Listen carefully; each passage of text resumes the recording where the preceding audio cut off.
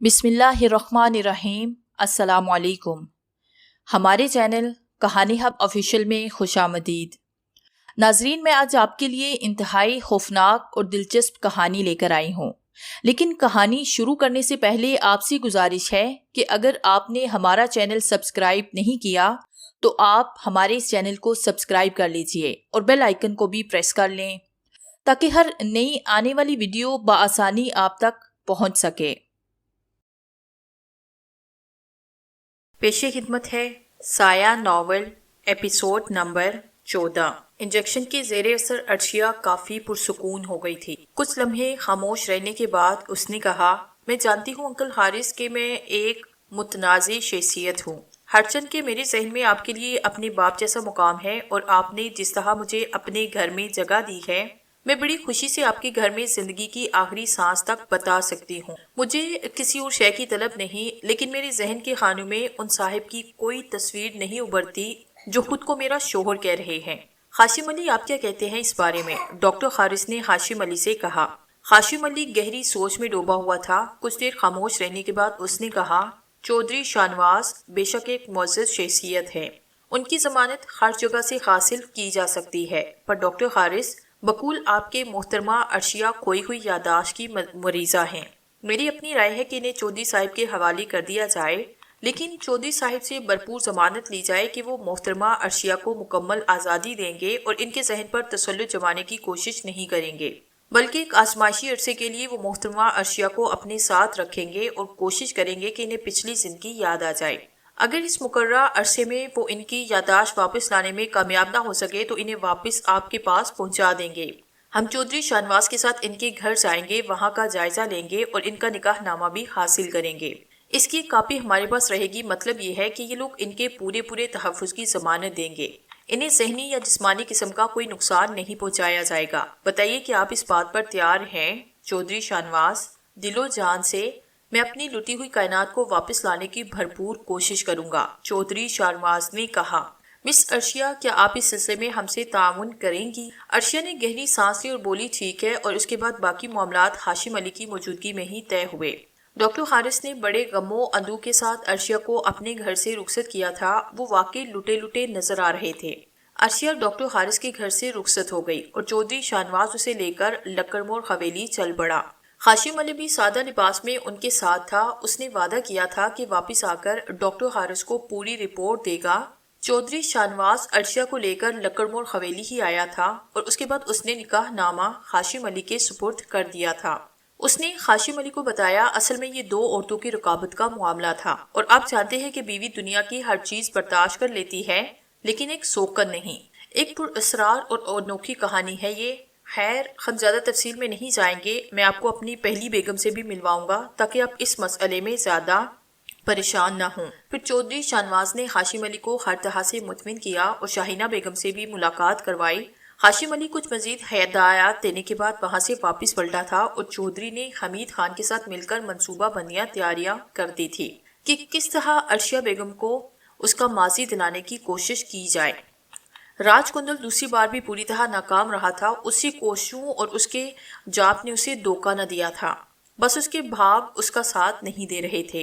यहाँ जाने के बाद ये बात उसे पता चल गई थी कि वो पुरअसरार वजूद यहाँ काफ़ी अरसे से रहा और उसने पहले घर की तरह यहाँ के लोगों के दिल में अपना एक मुकाम बनाया, लेकिन फिर वो यहाँ से भी गायब हो गया। राजकुंदल को ये एहसास हुआ था कि कोई पुरअसरार कुव्वत इससे आगे आगे चल रही है। वो दिल के दिन में सोचता कि बाबा इदरीस अली एक बार मौका मिल जाए, जिस तरह मेरे मन में महान शक्ति हासिल करने का ख्याल आकाश तक पहुंचा हुआ है, उसी तरह अब दूसरा ख्याल ये भी है कि अगर मुझे महान शक्ति मिल गई तो सारी महान शक्ति बाबा इदरीस अली तेरी तबाही में लगा दूंगा। तुझे इस तरह बर्बाद करूंगा कि संसार तेरी हालत पर रोएगा। अब क्या करना चाहिए? सारे चाप पूरे हो चुके थे और अब वो एक मामूली से नाग के सिवा कुछ न था। नाग से इंसान बनने के लिए उसे एक अनोखा जाप करना था जो उसके जहन में महफूज था, लेकिन ये जाप करने के बाद महान शक्ति हासिल करने का ख्याल या किसी भी तरह की दूसरी कुव्वतें हासिल करने की ताकत उसके अंदर नहीं रहेगी और वो संसार के एक आम बासी की तरह जीवन के बकिया दिन काटने पर मजबूर होगा। थू है ऐसी जिंदगी पर, ऐसे जीवन पर जो इतनी शानदार हैसियतों के बाद गुजारना पड़ेगा। نہیں، میں ابھی خار نہیں مانوں گا۔ اچھا تو یہ ہے کسی کونے خدرے میں چھپ کر تھوڑا سا جیون بچاؤں اور اپنے دھیان کو آواز دوں۔ حویلی میں رہنا تو اب بیکار ہی ہے، اگر حویلی والوں نے اس شکل میں دیکھا تو جان کے لالے بڑھ جائیں گے۔ چنانچہ اس نے ایک راستہ منتخب کیا اور حویلی سے باہر نکل آیا۔ شہری زندگی میں جو خطرات پیش آ سکتے تھے وہ اس کے سامنے تھے۔ کئی بار موٹروں کے نیچے کچل کر مرنے سے بچا۔ ایک جگہ کچھ لوگوں نے اسے دیکھا اور سام سام کے نعرے لگاتے ہوئے اس کے پیچھے پڑ گئے۔ وہ تو شکر تھا کہ ایک بھوسے کے ڈیر میں گھسنے کا موقع ملا، اور پھر اگر وہ خالی ایک سانپ ہی ہوتا تو اس کے جیون کی کہانی اسی بھوسے کے ڈیر میں ختم ہو جاتی۔ اس نے سوچ لیا تھا کہ اسے دیکھنے والے اسے بھوسے کے ڈیر میں نہیں چھوڑیں گے۔ چنانچہ وہ دوسری طرف سے نکل کر ایک گھر کی نالی میں گھسا جو کیچڑ اور بدبو سے بھرپور تھی۔ لیکن اس طرح اس کی زندگی بچ گئی، کیونکہ کچھ ہی دیر کے بعد بھوسے کے ڈیر سے شعلے اٹھنے لگے۔ اس کی جان کے گاہکوں نے بھوسے کے ڈیر میں آگ لگا دی تھی۔ راج کندل دہشت زدہ نظروں سے بھوسے کے ڈیر سے بلند ہوتے شعلوں کو تک رہا تھا۔ اگر وہ اس میں چھپا ہوتا تو اس کی چتا چل گئی ہوتی۔ ہے مہا سابلی، جو کچھ میں نے کیا تیرے نام پر کیا، ساری کٹھنائیں جھیل کر جاپ کیے، پھر میں ان مشکلوں کا شکار ہو گیا ہوں۔ اب میں کیا کروں؟ آخرکار اس نے فیصلہ کیا کہ جتنی جلدی ہو سکے انسانوں سے دور نکل جائیں۔ اس کے بیچ رہ کر ایک سانپ کو جیون بچانا بہت مشکل ہوگا۔ چنانچہ وہ گندی نالی سے نکل کر سنسان راستے اختیار کرتا آبادی سے باہر نکل آیا۔ تحت نگاہ ترکاریوں کے کھیت پھیلے ہوئے تھے، بعض جگہ عورتیں زمین کھود کر آلو نکال رہی تھی۔ وہ ان سب سے بچتا ہوا آخرکار سنسان میدان میں آیا۔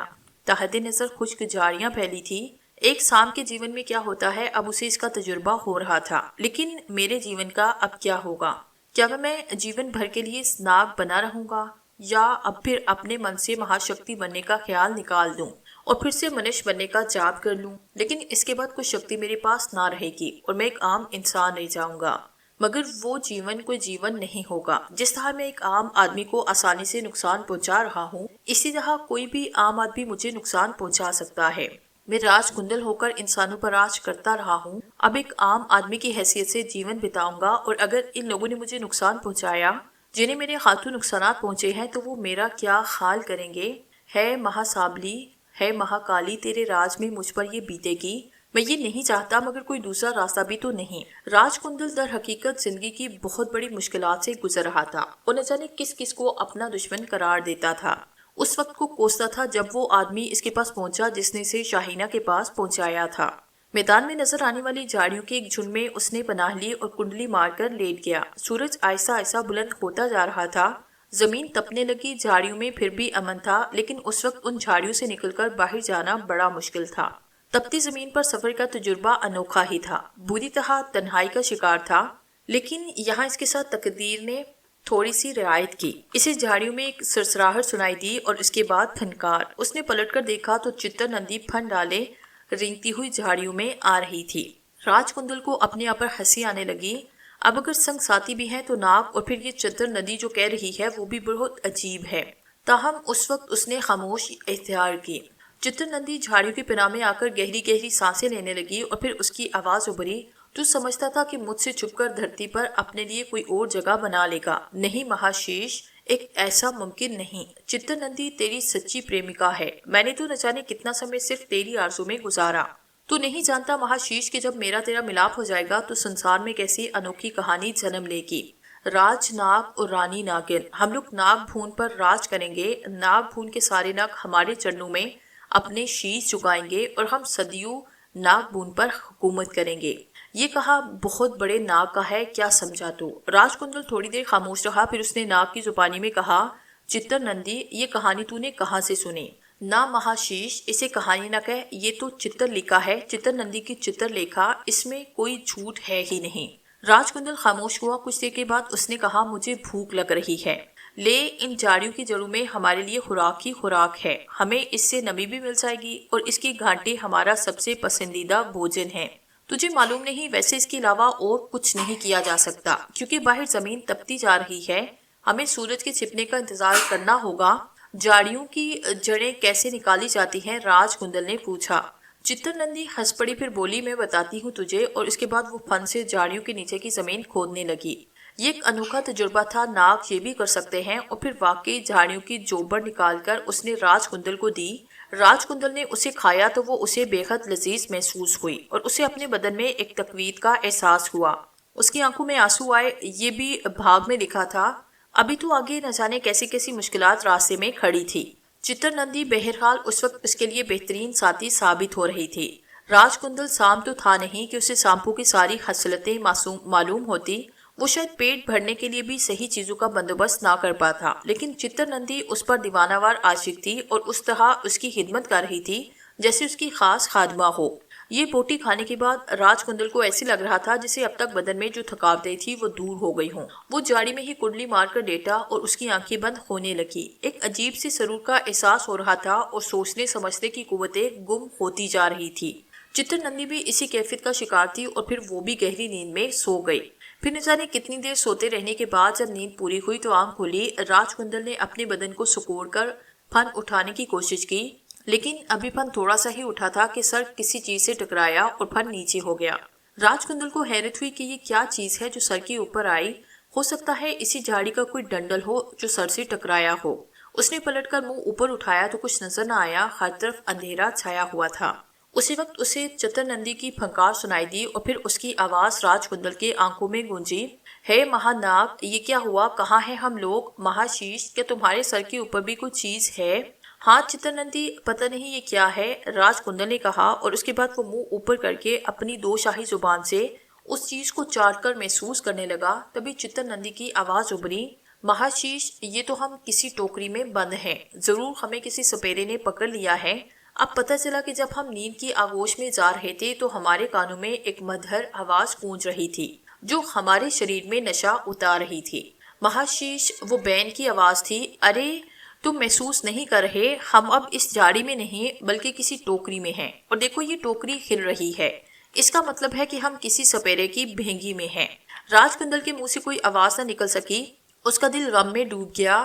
کیا زمانہ تھا جب 10-20 انسانوں کو ختم کر دینا اس کے لیے مشکل کام نہ تھا، اور آج وہ کتنی بے بسی سے لوگوں کے قبضے میں تھا۔ کیا کرے کیا نہ کرے، دل نہیں چاہتا تھا کہ انسان بننے کا چاپ کر ڈالے، کیونکہ یہ بات اسے بتا دی گئی تھی کہ جب وہ چاپ کر کے انسان بن جائے گا تو اس کی حیثیت ایک کمزور تنکے جیسی ہوگی، کوئی شکتی اس کے پاس نہ ہوگی، اور اس کے بعد وہ جیون بھر شکتی حاصل بھی نہ کر سکے گا۔ بہرحال اب جو کچھ ہوا تھا اس کا کوئی توڑ نہ تھا۔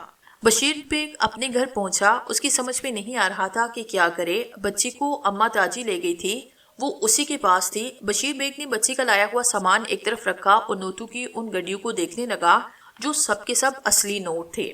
پہلے تو وہ یہی سمجھا تھا کہ اس شخص نے اپنے سر سے جعلی نوٹوں کی بلا ٹالی ہے، لیکن جب اس نے 2 نوٹ چلا کر دیکھے اور خاص طور سے دکانداروں کو نشاندہی بھی کر دی تھی کہ ذرا نوٹوں کا جائزہ لے لیں، انہوں نے انہیں بالکل صحیح بتایا تو بشیر بیگ کی جیسے جان ہی نکل گئی۔ اتنے سارے نوٹوں کے تو اس نے کبھی خواب بھی نہ دیکھے تھے۔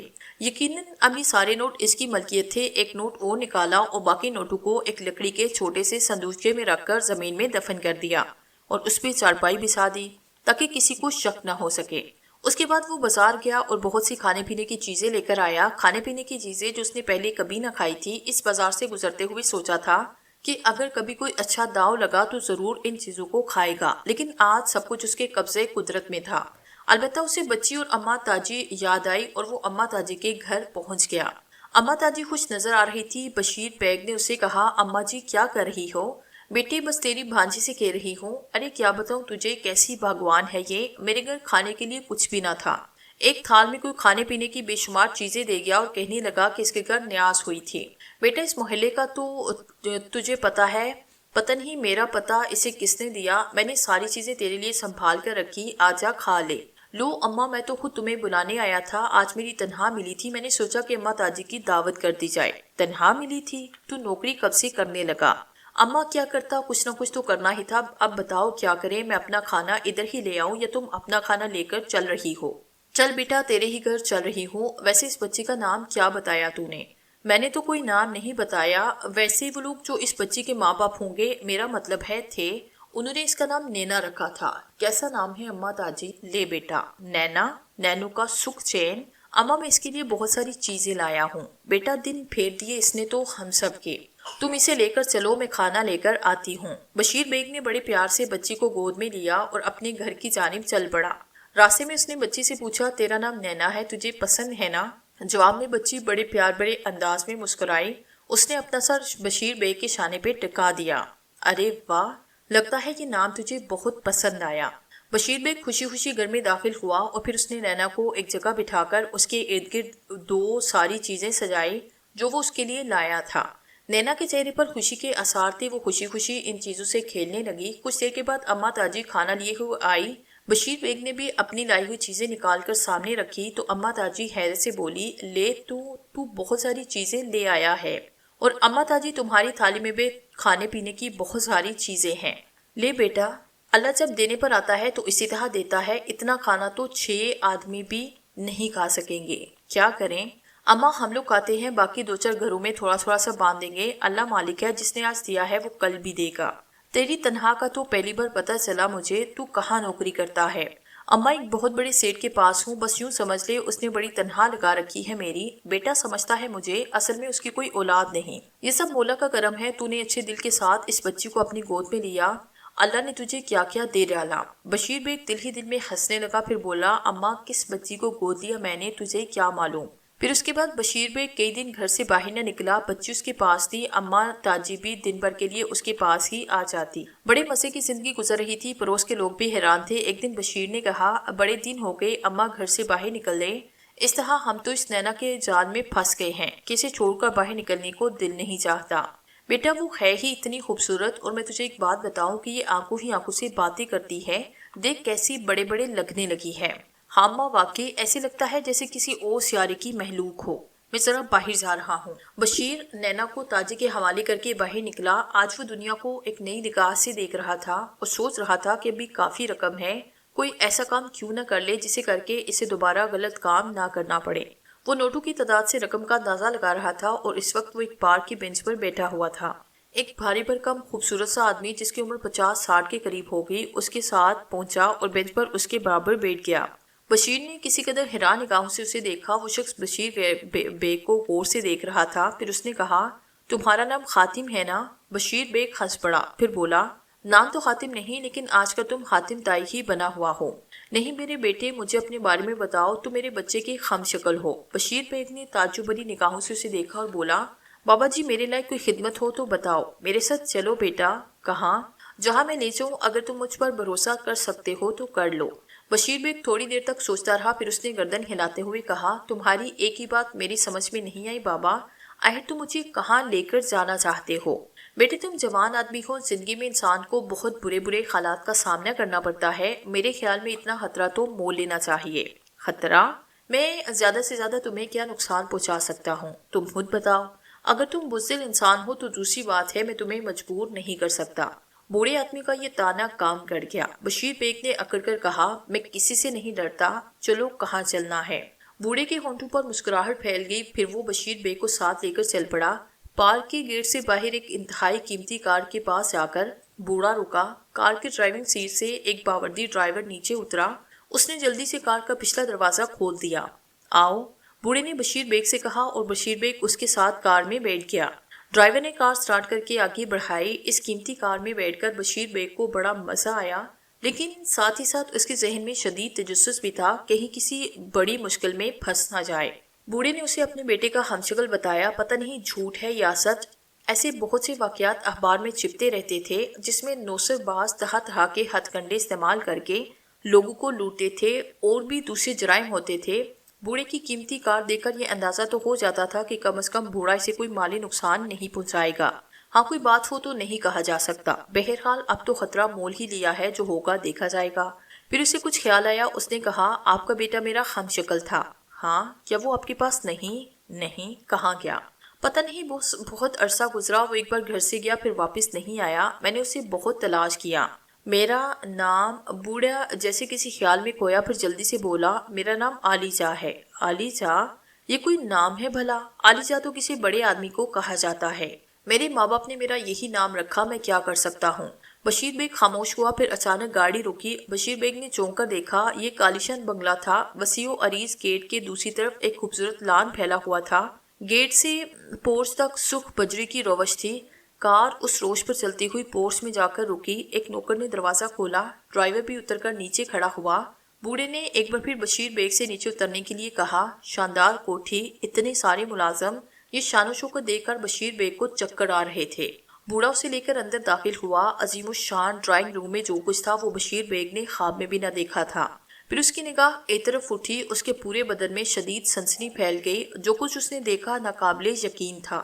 چودھری شاہنواز نے عرشیہ کو اس کا ماضی یاد دلانے کے لیے بھرپور کوشش شروع کر دی تھی۔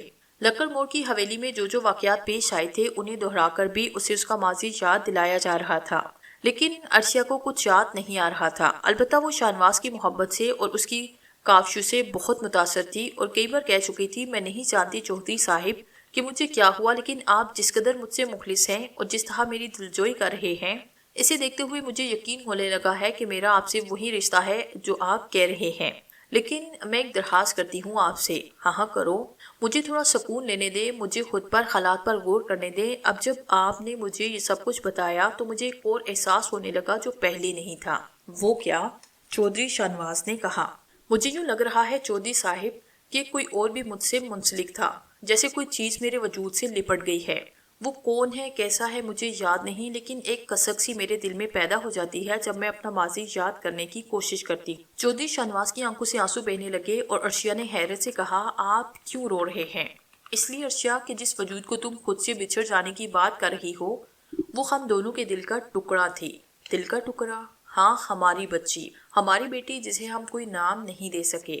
میری بچی، ہماری بچی؟ میں کچھ سمجھی نہیں چودھری صاحب۔ وہ ہماری بچی تھی لیکن ہم اسے دیکھ نہ سکے، وہ ہم سے جدا ہوئی، ہمارے دشمنوں نے اسے ہم سے چھین لیا۔ ہمارے دشمن کون تھے؟ جس دن ہمیں یہ پتہ چل جائے گا ہماری بچی ہمیں مل جائے گی، وہ دن کب آئے گا؟ عرشیہ نے حسرت سے کہا۔ چودھری شاہنواز کو احساس ہونے لگا کہ عرشیہ سنبھلتی جا رہی ہے، خاص طور سے جب سے بچی والی بات اس کے علم میں آئی تھی۔ وہ بڑی متاثر ہوئی تھی اور اکثر بچی کو یاد کرنے لگی تھی۔ شاہنواز نے حمید خان سے کہا، اگر میں عرشیہ کو شاہینہ کی کارروائی کے بارے میں بتا دوں تو ایک نئی کہانی کا آغاز ہو جائے گا، اس کے لیے کیا کروں؟ اب انہیں نہ بتائے صاحب جی، عرشیہ بیگم بڑی بیگم صاحب سے دشمنی بھرنے گی اور نئی الجھنیں پیدا ہو جائیں گی۔ یہی تو بات ہے، شاہینہ کو اگر سزا دینا ہوتی تو میں خود اسے دیتا، مگر اس بے وقوف کا بھی قصور نہیں۔ صاحب جی، میں آپ سے رفیق کے بارے میں بات کرنا چاہتا تھا۔ کیا؟ شاہنواز نے چونک کر پوچھا۔ وہ بہت زیادہ بیمار ہے، بہکی بہکی باتیں کرنا لگا ہے۔ میرا خیال ہے اسے آزاد کر دو، لیکن اسے کہہ دو کہ اب وہ شاہینہ کی طرف رخ بھی نہ کرے، جیسے آپ کا حکم۔ مگر اس سے خطرہ اور بھی ہے صاحب، آزاد ہو کر وہ کہیں شاہینہ بیگم کے گھر جائے گا اور نہ جانے کیا کیا کہانیاں سنائے گا، اس طرح ساری خفیہ باتیں باہر نکل جائے گی۔ تم سچ کہہ رہے ہو، اب ایسے کرو کہ اسے کسی ڈاکٹر کو دکھاؤ، اس کا علاج کرواؤ، بعد میں دیکھیں گے کہ اس کے سلسلے میں کیا کیا جا سکتا ہے۔ بہت بہتر۔ پھر حمید خان نے ایک دن کہا، صاحب جی، ایک خیال میرے دماغ میں آیا ہے، مجھے تو حیرت ہے کہ ہم نے پہلے اس بارے میں کیوں نہ سوچا۔ کیا خیال؟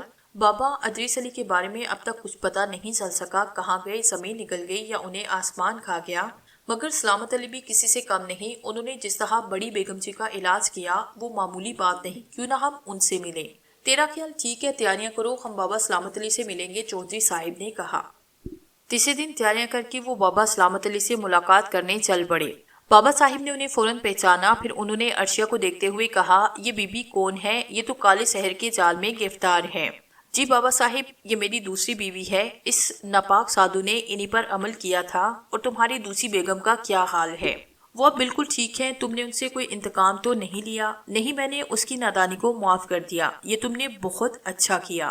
بابا صاحب، میں آپ کو پوری تفصیل بتانا چاہتا ہوں، عشاء کی نماز کے بعد ہم سے ملو، اس وقت سکون سے پوری تفصیل سنیں گے۔ بہتر ہے، چودھری شاہنواز نے کہا۔ پھر اس نے حمید خان اور عرشیہ کے ساتھ ایک ہوٹل میں قیام کیا اور اسی دن عشاء کے بعد وہ بابا صاحب کی خدمت میں حاضر ہوا۔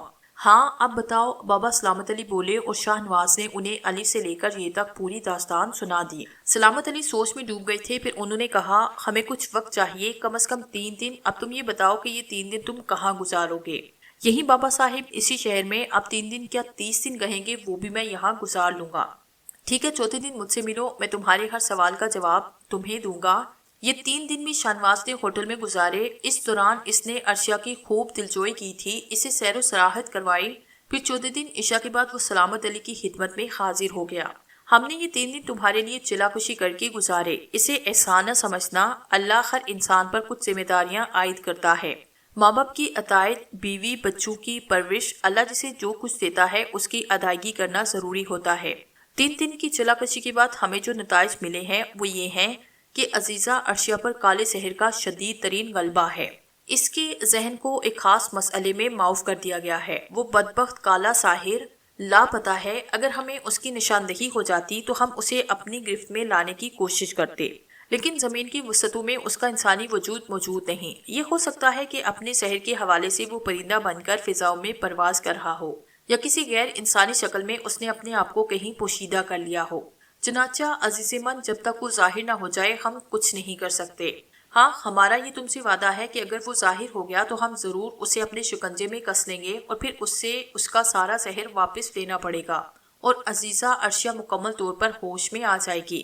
بہرحال ان کا دوسرا علاج وہ بچی ہے جس نے اسی جادو کے زیر اثر جو پیدا ہوئی اور پھر نہ جانے کس کے پروں میں چھپ کر زندگی گزار رہی ہے۔ اس کا بھی کہیں نام و نشان نہیں ملتا، اور ایسے لگتا ہے جیسے اسے کسی پردے میں لپیٹ دیا گیا ہو۔ جس وقت حکم ہوگا وہ بچی اپنی ماں کے پاس آ جائے گی تو عزیزہ عرشیہ سے ہر طرح کا سحر ختم ہو جائے گا۔ عزیز محترم چودھری شاہ نواز، آپ صبر سے کام لیں۔ بہرحال عرشیہ بیگم انسان ہے، اور انسانیت سے انسان ہمیشہ متاثر ہوتا ہے۔ آپ اپنی محبت کا عمل جاری رکھیں، وقت عرشیہ بیگم سے آپ کی بیگانگی کا سحر ختم کر دے گا۔ آپ اسے اپنی جانب راغب کریں۔ یہ دعویٰ میں کرتا ہوں کہ آپ بہت جلد آپ کو اپنا شوہر تسلیم کر لیں گی۔ معافی چاہتا ہوں، میں اس سے زیادہ اور کچھ نہیں کر سکتا، اور آپ بے فکر رہیں کہ ان واقعات کو میں ذہن سے نکالوں گا نہیں، اور اگر کوئی درمیانی راستہ میرے علم میں آیا تو میں آپ کو اس سے ضرور آگاہ کروں گا۔ چودھری شاہ نواز نے ایک ٹھنڈی سانس لی اور بولا، بابا سلامت، بے شک میں نے زندگی میں بہت گناہ کیے، اور اس بات پر یقین رکھتا ہوں کہ یہ میرے گناہوں کی سزا ہے۔ سب کچھ اللہ بہتر جانتا ہے، لیکن مزید بہتر یہ ہوگا کہ آپ اپنے گناہوں سے توبہ کر کے ایک سادہ زندگی گزاریں اور کوشش کریں کہ پریشان ہاں لوگوں کے کام آئیں۔ آپ نے اپنی پہلی اہلیہ کو معافی دے کر ایک ثواب تو کمایا۔ میرے لیے کوئی اور حکم ہو تو بتائیے۔ نہیں، ٹھیک ہے، میں آپ کی ہدایت پر عمل کروں گا، اور مجھے اجازت دیں کہ کبھی کبھی آپ کی قدم بوسی کے لیے حاضر ہو جایا کروں۔ گناہ گار نہ کرو، انسان کا انسان پر بہت قرض ہوتا ہے۔ میرے لائق جب بھی کوئی خدمت ہو اس سے گریز نہ کرنا، یہ میرے لیے بھی بہتر ہے۔ بابا صاحب، میں ایک اور بات کرنا چاہتا ہوں۔ نہیں بیٹے، وہ بات نہ کرو، سارا کیا دھرا مٹی میں مل جاتا ہے۔ مجھے کچھ دینے کی پیشکش نہ کرنا، ورنہ میرے پاس جو کچھ ہے وہ بھی مجھ سے چھن جائے گا۔ چودھری شاہ نواز نے مغموم انداز میں گردن چکا لی تھی۔ چنگیزو بستی کا سب سے خوبصورت جوان تھا، اپنے 6 فٹ کا اور چوڑی چھاتی کی پر سبھی کا منظور نظر تھا۔ قبیلے کے لوگ اس سے بے پناہ محبت کرتے، لیکن چنگیزو انتہائی سنجیدہ رہتا۔ بستی کے جوان آپس میں بہت سی کہانیوں کے امین تھے۔ حسن و عشق کی لتا داستانیں تھی۔ جنگ و جدل اور جسمانی قوتوں کے اظہار کے لیے سردار گونگا کی طرف سے ہر تہوار کے موقع پر کھیل کود ہوا کرتے، لیکن چنگیزو نے کبھی ایسے کاموں میں دلچسپی نہیں لی تھی۔ وہ سنجیدگی سے ہر چیز کو دیکھتا، جبکہ سردار گونگا نے کتنی ہی بار اس سے کہا کہ چنگیزو، تم بستی اور قبیلے کے نام پر بٹا کیوں لگا رہے ہو؟ صحت میں تم قبیلے کے ہر جوان سے زیادہ طاقتور ہو، پھر تم جسمانی کھیلوں میں حصہ کیوں نہیں لیتے؟ چنگیزو اس موقع پر سر جھکا کر رہ جاتا۔ جو کہانی اس کے سینے میں پروان جا رہی تھی اس کا اظہار اس نے کسی پر نہیں کیا، اور کہانی یہ تھی کہ چنگیزو کا دادا اس قبیلے کا سردار تھا۔ سپیروں کی یہ بستی کچھ 400-500 افراد پر مشتمل تھی۔ سرسبز و شاداب پہاڑوں کے درمیان ایک گلستان جیسی جگہ انہوں نے اپنے لیے جنت بنا لی تھی۔ سردار گونگا بھی ایک ذہین اور اعلیٰ کارکردگی کا مالک سردار تھا۔ اس نے جوانوں کو سانپ پکڑنے اور ان کا زہر نکال کر بیچنے سے کبھی منع نہ کیا تھا، لیکن اس کے ساتھ ساتھ ہی اس نے ان سے یہ بھی کہا تھا، سپیرے عام طور سے خانہ بدوش کہلاتے ہیں اور جگہ جگہ ہیماسن ہو کر اپنا کام کیا کرتے ہیں، لیکن تم لوگوں کو ایک بات جاننی چاہیے کہ خانہ بدوشی کوئی اچھی چیز نہیں ہوتی۔ میں سمجھتا ہوں کہ جس جگہ اس وقت ہم آباد ہیں یہ جگہ بہت اچھی ہے۔ تم لوگ یہاں مستقل اپنی بود و باش اختیار کرو اور جہاں چاہو اپنی ضرورتوں کے تحت نکل جاؤ، لیکن پھر واپس یہیں آ جاؤ۔ اس طرح تمہارا اپنا ایک مقام ہوگا۔ ان پہاڑوں اور جنگل بیابانوں میں کسی کی اجارہ داری بھی نہ ہوگی۔ تم اپنے لیے ایک بہتر دنیا آباد کر لو۔ سب کو یہ بات پسند آئی تھی اور نتیجے یہاں کچے پکے جھونپڑے اور مکانات تعمیر ہو گئے تھے۔ سپیرو نے آس پاس کے وسائل درختوں اور زمین کے مٹی سے مدد لے کر یہاں اپنی دنیا آباد کر لی تھی، اور اس کے ساتھ ہی سرکار گونگا نے جوانوں کو ہدایت کی تھی کہ صرف سانپوں سے ہونے والی آمدنی سے گزارا نہ کریں، اپنے لیے کھیت لگائیں، ان قدرتی وسائل سے فائدہ حاصل کریں جو قدرت نے انہیں یہاں مہیا کر دیے ہیں۔ نتیجے میں پہاڑوں کی یہ بستی ایک حسین و جمیل آبادی قرار دی جا سکتی تھی۔ گونگا ایک اچھا سردار تھا اور 22-23 سالوں سے برابر سردار چلا رہا تھا، لیکن اصلیت یہ تھی کہ چنگیزو کا پردادا کسی زمانے میں اس قبیلے کا سردار تھا، پھر اس کا انتقال ہوا اور چنگیزو کا دادا اپنے آپ کو سرداری کا اہل نہ ثابت کر سکا۔ باپ اسے کہیں زیادہ نکما اور ناکارہ نکلا، جس پر چنگیزو کی ماں سیرا کو بہت دکھ تھا۔ وہ چاہتی تھی کہ پردادا کے نقش قدم پر کم از کم اور کوئی نہیں تو چنگیزو ضرور چلے، اور اس نے ابتدا ہی سے چنگیزو کے ذہن میں یہ بات ڈالی کہ اسے اپنے پردادا کی سرداری واپس لینی ہے۔ اس کے دو طریقے ہوا کرتے تھے۔ پہلا یہ کہ جسمانی طور پر موجود سردار کو شکست دی جائے اور اس طرح سرداری حاصل کی جائے۔ دوسرا طریقہ کار یہ تھا کہ شیش ناگ کا جوڑا پکڑا جائے اور اسے لا کر بستی کے سامنے پیش کیا جائے۔ شیش ناگ کا جوڑا پکڑنے والے کو بلا شک و شبہ بستی کا سردار چن لیا جاتا تھا، لیکن برسوں بیت چکے تھے، قبیلے کا کوئی بھی شخص شیش ناگ نہیں پکڑ پایا۔ سردار گونگا بھی اس پہلے والے سردار سے جسمانی طور پر مقابلہ کر کے سرداری کے لیے منتخب ہوا تھا، لیکن ایسے سردار کو وہ مقام نہیں ملتا تھا جو شیش ناگ پکڑنے والے سردار کو مل جاتا تھا۔ بستی میں کئی ایسے بزرگ تھے جو جادو ٹونوں اور پر اسرار قوتوں کے مالک تھے، لیکن انہیں سرداری وغیرہ سے کوئی دلچسپی نہ تھی۔ البتہ ان کا شمار بستی کے معززین میں ہوتا تھا۔ جب بھی بستی میں کوئی الجھن پیش آتی تو ان کا حل پیش کرتے اور ان کی بات ہر طرح سے تسلیم کی جاتی۔ چنانچہ سردار گونگا، جو اصل میں گونگا نہیں تھا بلکہ اس کا نام گونگا تھا، خاص طور سے چنگیزو سے کہتا کہ چنگیزو، تجھے بستی کا سردار ہونا چاہیے، میں تجھ سے جسمانی مقابلہ کرنے کے قابل نہیں، تو بآسانی مجھے شکست دے سکتا ہے، مجھے للکار اور پہلی پورن ماشی کو مجھ سے مبازرت طلب کر، مجھے ہرانا تیرے لیے انتہائی آسان ہوگا، کیونکہ میں تجھ سے یہ تو نہیں کہہ سکتا کہ تو شیش ناگ لے کر آ، یہ تو بہت مشکل کام ہے۔ تب اس وقت چنگیزو نے کہا، میں تجھ سے کوئی مقابلہ نہیں کروں گا سردار گونگا، لیکن اگر تیری خواہش کہ میں تیرے بعد اس بستی کا سردار بنوں اور میری ماں کی بھی یہی آرزو ہے تو میں شیش ناگ کی تلاش میں نکلتا ہوں۔ پاگل، شیش ناگ کا کوئی ٹھکانہ نہیں ہوتا، ہمارے قبیلے میں صدیوں سے کوئی سپیرا شیش ناگ نہیں پکڑ سکتا۔ لیکن چنگیزو نے یہ چیلنج قبول کیا اور اپنی ماں اور سردار سے اجازت لے کر شیش ناگ کی تلاش میں چل پڑا۔ اس کا ایک بہت اچھا دوست اس کے ساتھ تھا اور وہ لوگ جنگلوں اور بستیوں میں شیش ناگ کی تلاش میں سرگردہ تھے۔ کچھ ایسے جادو منتر بھی چنگیزو کو آتے تھے جو شیش ناگ کی تلاش میں اس کے معاون ہو سکتے تھے۔